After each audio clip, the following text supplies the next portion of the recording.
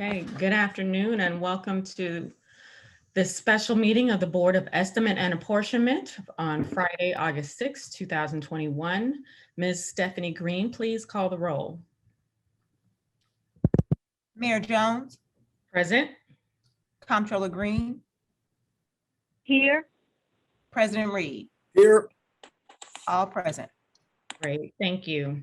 Items presented for the first time. Item number 1, request from the Comptroller's Office for approval of contracts and leases for various city departments as listed on Exhibit A. And items presented for the second time. Item number 2, request from the President of the Board of Aldermen for approval of Board Bill number 2, Committee Substitute As Amended. This ordinance authorizes the receipt of and appropriates funds related to the COVID-19 pandemic under the American Rescue Plan Act of 2021, otherwise known as ARPA. I move for adoption of items 1 and 2 as printed on the agenda. I move the second with discussion. Thank you. I would like to amend item number 1 to add the following contract from the Department of Health. You should have received the contract in an email from my office at approximately 11:30. This contract is with Affinia Healthcare through the St. Louis Department of Health, Communicable Diseases Division, in the amount of $500,000 to perform COVID-19 vaccinations and testing at pop-up clinics throughout the city. This contract is funded out of Fund 1410, Center 1422037, account 5367.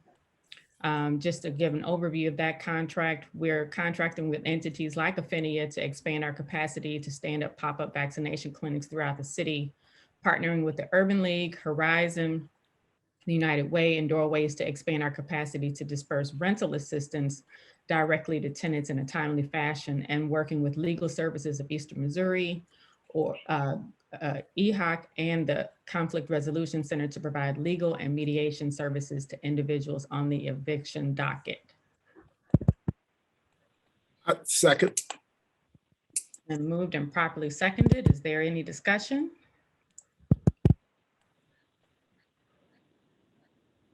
Okay, seeing none.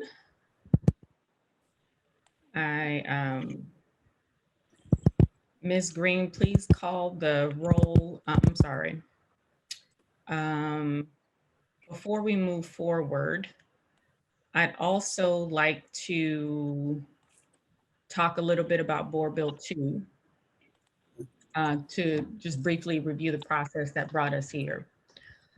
Since I took office, I've been pushing for COVID-19 relief for St. Louis families, getting shots in arms, keeping families in their homes, and improving public safety. The $80 million direct relief package, which was a product of community and data-driven processes informed by public input by over 2,500 responses, received overwhelming support at the Board of Aldermen's public hearings. It directs over $15 million to the Department of Health, funds a robust $40 million safety net for families and those at risk of eviction, and invest in youth programming and jobs, $500 direct payments, community violence intervention, public Wi-Fi, and more.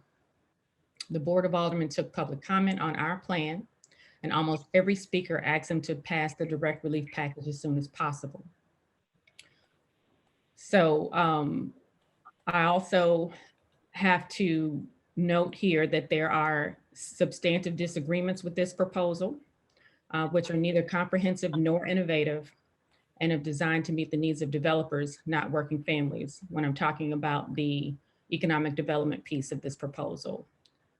Federal guidelines clearly provide that the American Rescue Plan Act funds may not be used for economic development. There are some limited exceptions: affordable housing, workforce development, facade improvements, and technical assistance for small businesses and prospective entrepreneurs. But the incentives to subsidize developer construction costs detailed in President Reed's amendment are clearly an ineligible expense. The Biden administration's guiding principle is simple. These dollars are meant for public good, not private profit. We've proposed multiple fixes to the language that would follow U.S. Treasury regulations and actually put more money into more areas of North St. Louis. Our executive director of SLDC, Neil Richardson, sent the Board of Aldermen a letter detailing the flaws in the approach and included 2 amendments to correct them. They have been ignored, and the board was forced to vote prematurely and in debate and shut down an alderwoman trying to introduce the amendment. Let me make this clear. I grew up in and still live in North St. Louis, so I could not be more aligned with the president's stated intent. But I also understand that people come before buildings, and that dispersing direct relief to families in crisis is the best thing we can do to strengthen the local economy. These funds will be subject to immense federal scrutiny. And when auditors find that we've allocated funds for development incentives, we will be required to pay it back. This makes St. Louis vulnerable. Unless we can unwind these redevelopment agreements, the cost will ultimately be borne by our general fund, which is already stretched thin by the city's operational commitments and should not be used to allocate to private for-profit corporations. We've tried over and over again to work with President Reed, and his refusal to bring this legislation in line with federal guidelines on spending ARPA money has delayed COVID-19 resources, direct assistance, and more from getting to families who need it the most. When you spend federal money, you follow federal rules. But President Reed refused to listen to the city councilor, CARES and ARPA compliance accountants hired by the Cruzen administration or the St. Louis Development Corporation tasked with administering these funds. I ran on reversing decades of disinvestment in North St. Louis, and I'll continue to ensure that we seize this once in a generation opportunity to transform an inequitable and unsustainable status quo with expenditures in line with federal rules. I'm committed to sending hundreds of millions of dollars to North St. Louis and parts of South St. Louis. But the truth is that revitalizing the North Side will take billions of dollars, and we have to be strategic. We can't afford to rush $70 million out of the door, as President Reed suggests. Those dollars will leave our communities as fast as they came in. We cannot just subsidize developers. We need to invest in workforce development, affordable housing, public transit, roads, streetlights, demolitions and repairs, and neighborhood planning and local anchors like schools and community centers. We need a real plan to leverage these funds for maximum impact, and my development agencies are on the job. SLDC is working on an economic justice action plan to strategically invest federal funds.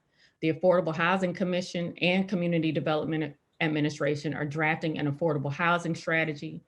SLATE is expanding its offerings in key clusters poised for job growth, and the planning department is ramping up its investment in inclusive neighborhood planning to ensure that funds are spent in line with the community's vision. St. Louis is at a crossroads. Deep racial inequities, compounded by an unprecedented pandemic, economic recession, and a wave of violence have pushed families across our city to the brink. We need to make bold investments designed to chart a new course towards justice, equity, and democracy. Just as we intentionally invested in the Central Corridor for the last 50 years, we must use Recovery Act dollars to breathe new life into North St. Louis and parts of South St. Louis. We need to be innovative and strategic, because business as usual just doesn't cut it. So I'm proud that the vast majority of my plan made it into this final bill alongside important additions like increased funding to expand voting rights and vaccination incentives. In fact, the only cuts the board was to administrative funding, essentially telling us, we love your ideas, but we won't fund you to administer them. I'm proud of the work that my administration has done to bring the public into this process and put together a comprehensive relief package. I'm proud of how faith, labor, and community leaders came together to save the $500 direct payments for thousands of St. Louisans after President Reed stripped them from the bill. Let me say this.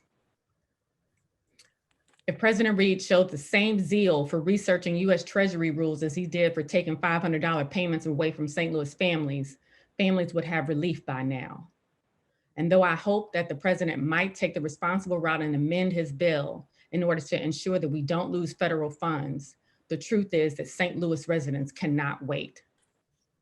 President Reed has told us that he won't change a single period on this bill. This puts our city in a very vulnerable position. But we can't let political games slow us down any further. We need to move forward. And so today, in the best interest of the city and residents, I'll be voting to pass Board Bill 2 out of the Board of Aldermen Apportionment. But before we do, I've invited Jim Brown from one of our federal lobbyists to talk more about the economic development provisions of this bill and why it's flawed. Jim? Okay, thank you, Mayor. And it's really a great opportunity to give you an update. And it's good to see you, President Reed and Comptroller Green. And what I'd like to do is just mention economic development on a little broader plane so that you have an idea of what's coming your way, which is very, very exciting. And I'll give you a Treasury update on Rule 2.8 regarding economic development right after that. The first one is that EDA just announced for the first time $1 billion new Build Back Better economic development grant for 30 projects ranging from 25 million to over 100 million. And the city is going to be competing for these funds. They get at the economic development that is referred to in the board bill at the moment that would not be allowed by Treasury. It has many opportunities along those lines. We also have a great opportunity in that in February, President Biden passed a new executive order, which was tougher than the Obama executive order, I would say, that federal funds must be prioritized for neighborhoods that are under economic stress. So I think our application, when we send it in, is going to be very well received. The second item is that we are about to see the largest economic development shot in the arm and infrastructure since the Eisenhower Interstate Highway, with the passage tomorrow by the Senate. The latest is they're going to pass it tomorrow finally, and then it'll go to the House, of the infrastructure bill. And that bill is loaded with economic development opportunities that St. Louis will be able to capitalize on. I can run through the details if there's any questions, but from repairing streets, overpasses, getting lead out of the residential pipes, to broadband, on and on and on and on. And these will all provide key things that you've got to do when you're reviving a corridor or a neighborhood. You've got to fix the streets. You have to be able to allow these people to get broadband. You have to make sure they're not drinking lead out of their pipes. So this is all related to economic development. The third thing, quickly, is that we are about to see the largest infrastructure bill in history, from what I can see, involving human infrastructure. And that's the bill you keep hearing about that is going to be taken up by the House and Senate right after, right after the Senate passes the infrastructure bill. Mr. Schumer has announced, Majority Leader Schumer has announced that they're going to go right away to the reconciliation bill, which is just it's kind of an unusual term for meaning that you only need 51 votes to pass a bill. You do not need 60 votes. So this is how the Republicans passed the tax bill 3 years ago and so on.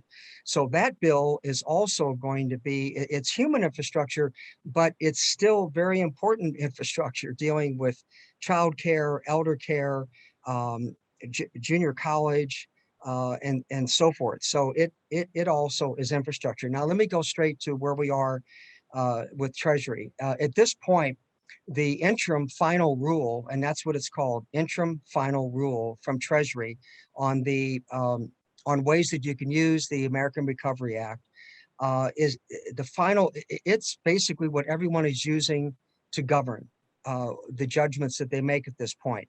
There will be a final rule sometime this fall, but cities all over the United States are getting this money out the door right now based on this interim final rule. There is no indication whatsoever that the 2.8, as it's referred to, governing the use of economic development opportunities for these funds is going to be changed.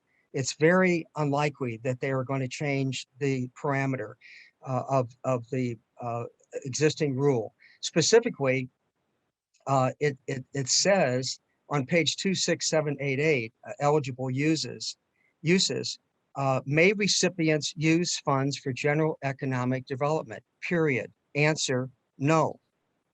It goes on, recipients must demonstrate that the funding is for economic impact of COVID-19, of the COVID-19 related emergency only.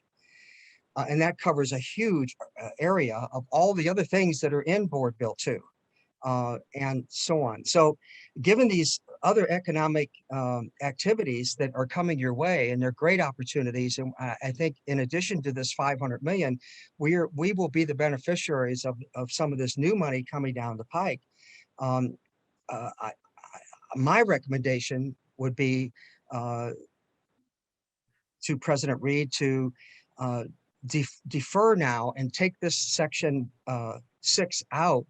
And here's the thing I'm getting at is that if Treasury should down the road change 2.8 to somehow widen economic development, you are going to have 2 or 3 or 4 more board bills getting all this 500 million out over the next 2 years. So there will be other opportunities to discuss this issue down the road, but I don't think the Treasury is going to change that rule. I would close out by saying that I've been up here for 40 years representing you all. Mayor Jones is my 7th mayor, and I have seen and worked with a lot of federal agencies. And I want to tell you, there's one agency up here you do not want to mess with, and that's Treasury. And there are going to be audits on this bill, excuse me, not on this bill, but there will be audits on the American Recovery Act and this 500 million that we received and the 65 billion that other cities are receiving all across the country. There's going to be audits. They may not be in 21, but they'll be in 22 and 23 and 24. And the one thing the city does not want to trigger is a clawback. And they have made clawbacks many times on different programs in all these different federal agencies. And if they did a clawback through an audit in 3 years, where are you going to find that money? You're going to have to go pull it back from something else or take it out of general revenues. The final thing is that the League of Cities and the Conference of Mayors has been pleading with mayors, and Mayor Jones has been on many of these Zooms with Tom Cochran, the president. Please stay within the Treasury guidelines. The Republicans who fought cities getting direct economic aid, they're just waiting to be able to jump on some city and say, see, they're already abusing the rules that Treasury put out. And you don't want that to happen. It's not what we want. It would be, advisable, I think, to get the rest of the great funds that the mayor and President Reed have proposed in this bill, get that money out on the street where it's desperately needed right now, and see what opportunities we get from these other economic development opportunities that I just outlined in the beginning here. Because this is a lot of money for us to go after. You've got a great economic team in place. We'll be highly competitive. I think we have a good chance of capitalizing on these funds, and I'm happy to take any questions. Are there any questions for Mr. Brown? Absolutely. First, thanks, Madam Mayor, for your opening, and thank you also, Mr. Brown. I have a whole lot of questions. First of which, have you reviewed section 3.8 of the ARPA guidelines, Mr. Brown? Section what? I'm sorry, President Reed? It looks like your video's frozen. Section 3, I think it's 3.8, or just a make it a little more broad. The section covering lost revenue. Yes, I have. Okay, and do you have that where you can read it? No, I don't, but I can tell you very exactly that that lost revenue would not translate into the economic development that you're proposing. It's, by the way, do you have the board bill in front of you? Well, I have section 6. And what does section 6 say? It says economic empowerment, because you continue to quote economic development, but the board bill is economic empowerment. Right. Do you have that with you? Yes, I do. All right, so I guess my question is, why do you continue to refer to it as economic development when we are talking about economic empowerment? And what would be the difference in giving a small business support in North St. Louis, where that small business would help people who have been displaced by COVID by giving them new job training skills, by working to get them back in the workplace, by helping them, get access to city service, whatever that business would be. How would that not fit the ARPA guidelines, but then it would be okay to give a small business a loan in downtown St. Louis? Well, the way I would answer that is that economic empowerment, to benefit economic empowerment, you do that with many other parts of your bill. Okay, hold on a second. Hold on a second. I asked specifically, why would it be a problem to give funds in North St. Louis in a qualified census tract when those exact kind of funds are being given out in other parts of the city? So if it's against ARPA rules to give economic development funds to people in North St. Louis, it should be against the rules to give the same money to the people in downtown and other parts of the city. It doesn't matter that it doesn't matter that we have other pools of funds that are like funds in other parts of the bill. Because by saying that, you prove my point exactly. No, well, Let me jump in on this, Jim, because well, Mr. Pfeffer, I'm not asking you a question. I'm asking the question from the person who made the presentation. okay, let me reply. First of all, rules that govern other federal funding that we would get are totally different from the rules. What's the difference in giving a small business a loan, giving a small business development funds in a qualified census tract in North St. Louis versus giving that same money to a business in downtown? Well, the way I'm reading section 6 here, you're talking about identifying corridors, several Yeah, corridors. why is that a problem? Well, Qualified census you're not tract. going to develop corridors without involving developers and without. No. Okay. Let me ask you a question. So if indeed you put money outside of those qualified census tracts and you go downtown and give a small business development loan or small business loan to a business downtown, those funds would be okay, but the funds in North St. Louis in a qualified census tract wouldn't be okay. Right. Let me give you this. Okay, this is straight from the White House fact sheet. This American Rescue Plan money was designed for, 1, support urgent COVID-19 response efforts to continue to decrease the spread of virus and bring the pandemic under control. 2, replace lost public sector revenue to strengthen support for vital public services and help retain jobs. 3, support immediate economic stabilization for households.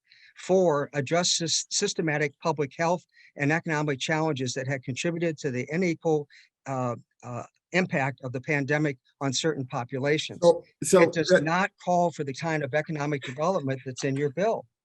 Look, you continue to skip over the fact that the lost revenue section of the ARPA funds give broad powers or broad latitude to municipalities. And the reason it does that And if you remember what President Biden said when they were releasing these funds, he talked about the importance of going into areas that have been economically depressed prior to COVID, because the recovery in those areas would be a much steeper recovery and a much longer recovery. And the importance of putting those dollars to work to stabilize those areas, like you see the mayor of Detroit doing, right? The mayor of Detroit have identified 7 different areas, just like we've done here in this board bill, doing the exact same thing. The mayor of Pennsylvania, PA, exact same thing. There is no difference in these funds. Did you get a chance to read the auditor's letter that we received from the city's accounting agency concerning the board bill? No, I haven't seen that. Okay, you may want to take a look at that. That'd be a very important thing that you take a look at it, because what the auditor says, the auditor that has been hired by us to look at and review these documents and assure that we stay within ARPA guidelines, they say that that although the board bill itself would not trigger what you just come on here and stated, it would be a good practice for the city to include in every section of any board bill references that we have within our board bill, where we say that the funds enclosed within must adhere to ARPA guidelines. And I'll ask you this next question. Can you explain to me how the appropriations process, because you understand that an appropriations is merely the authorization of spending. It does not require spending. It does not, force spending. And after the appropriations process, what happens is that the departments and the department heads, through the consulting funds that are put in the bill, working with our accountants, working with our consulting agencies, they formulate the final program that includes, application process, the approval process, reporting, everything that happens centered around that. Okay, So, well, the answer, so how can you have a clawback on funds that have not been spent? A clawback on funds that would have to be authorized and approved through a process that's put together after the bill. the appropriators are what Treasury goes by. The appropriators are the Well, you're the first one. You're the first one to say that. Well, yes, the appropriators are the ones that express the city's intent.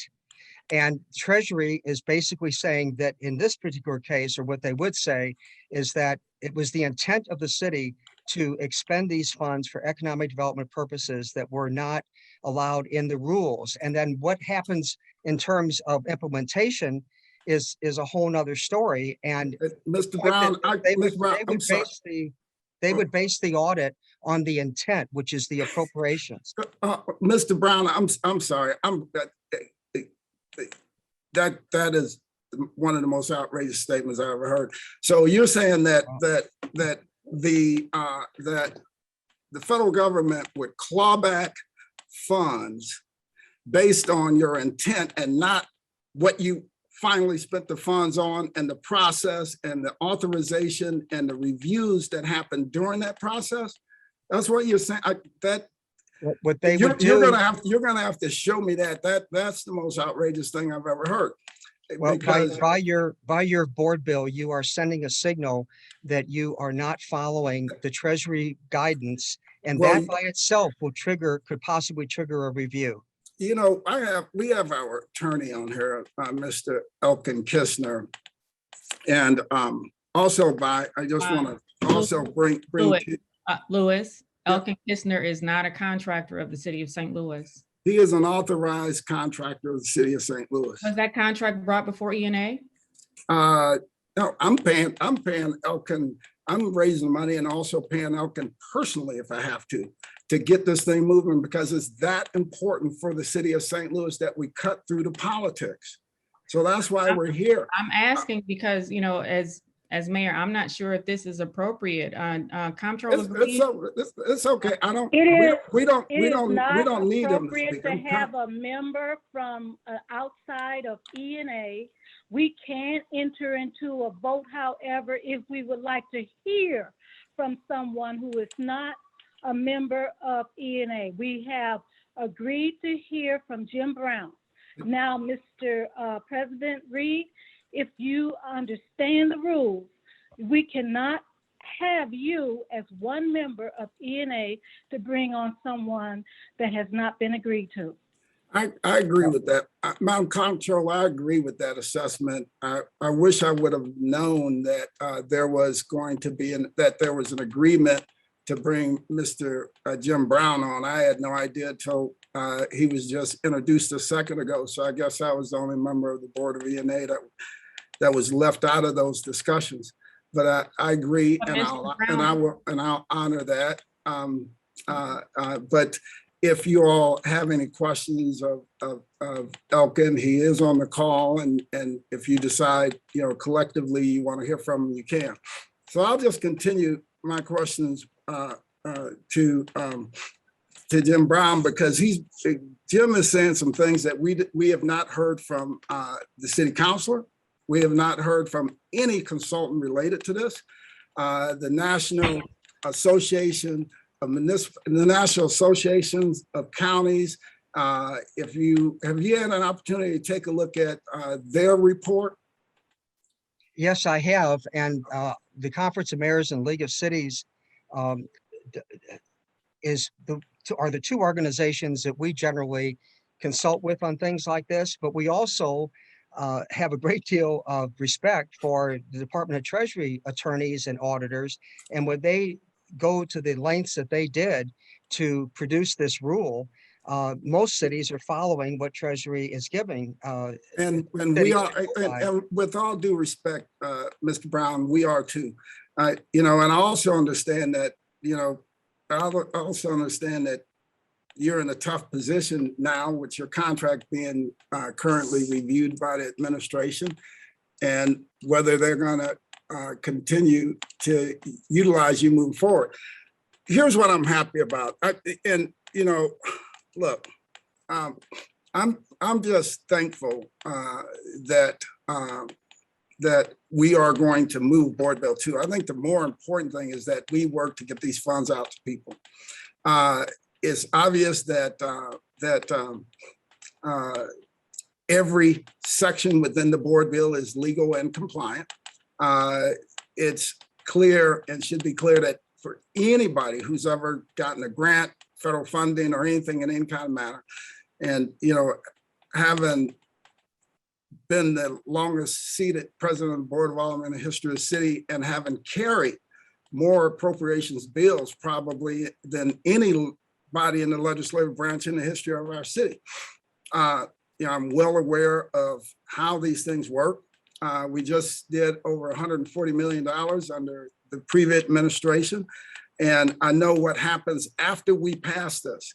And I have all the confidence in the world in the mayor's office and her administration to assure that when they enter into the agreements with the consultants, that those consultants will assure, just like in the previous administration, that the process for approval, the process for review, and all of the checks and balances and reporting is in place. An appropriations bill does not do that. That's part of what happens after an appropriations bill. You can discuss this with any municipality in the country. An appropriations bill is the authorization. What happens after the authorization and the process you go through after the authorization and the reporting is what's absolutely key. I think it's absolutely essential that we get funding in place for these businesses and residents in the North Side. And again, I repeat, if indeed it's okay to spend money in downtown and Central Corridor and South Side, that same funding should be available to businesses and communities north of Delmar. And again, like I said, I have every confidence that upon the final passage of Board Bill number 2, all of us ultimately will be on the same page. And I'm looking forward to getting to work on the next package, because we got to get this one out of the way so we can get to work on the next package.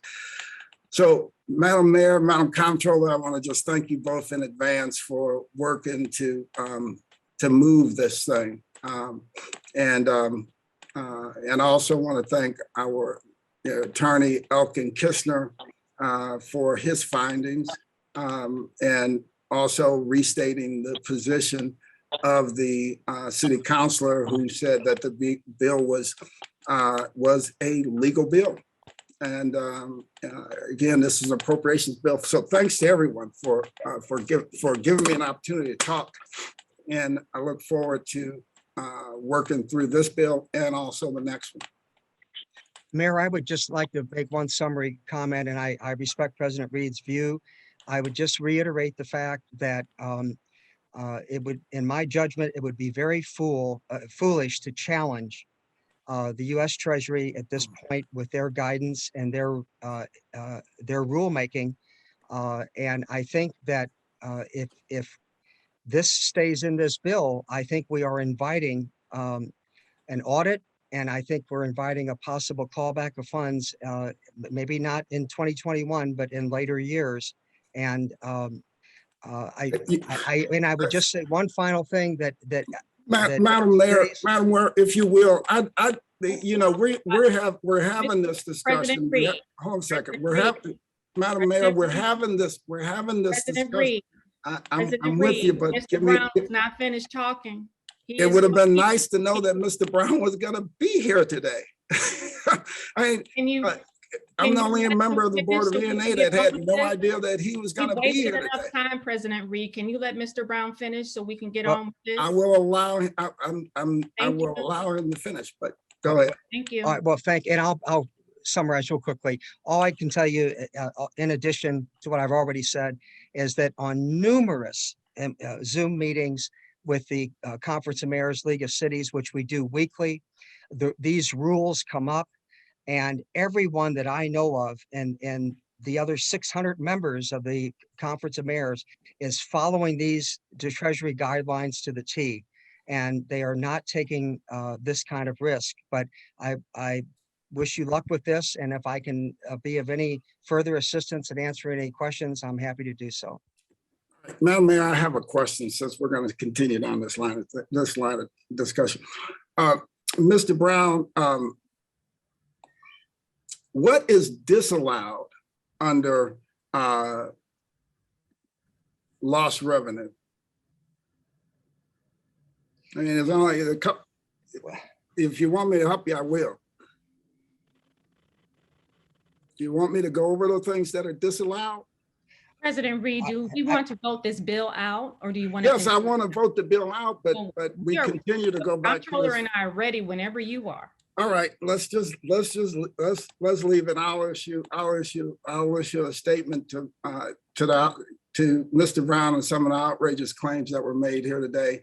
And again, I thank both of you all for your support today in working through this so that we can get on with the next bill. Thank you both. There has been it has been moved and properly seconded to accept all of the items on the agenda. Is there any further discussion? Madam Mayor, if I may, Yes, I ma'am. would like us to close out the vote on item 1 regarding the amendment so that we can properly vote on both items afterwards. Oh, that's we right.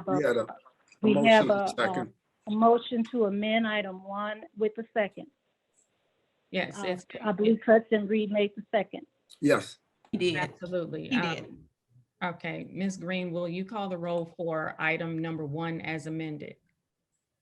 Yes. the motion is to amend item number 1, correct? Yes, ma'am. That is correct. Okay. And Mayor Jones, Aye. Comptroller Green, Aye. President Reed, Aye. all in favor for the amendment. Great. And now we are back to the items on the board of items number 1 and 2. Item number 1 as amended and item number 2. Mrs. Green, will you please call the roll? Mayor Jones, Aye. Comptroller Green, Aye. President Reed, Aye. all in favor. All right, thanks both of you. I appreciate it, and I appreciate you guys working to get everything moving, and look forward to working closer on the next board bill 82. I move for adjournment of the Board of E&A. Second. It's been moved and properly seconded. All those in favor say aye. Aye. Aye. Motion carries. We are adjourned. Thank you very much, everyone. All right, thank you. Thank you.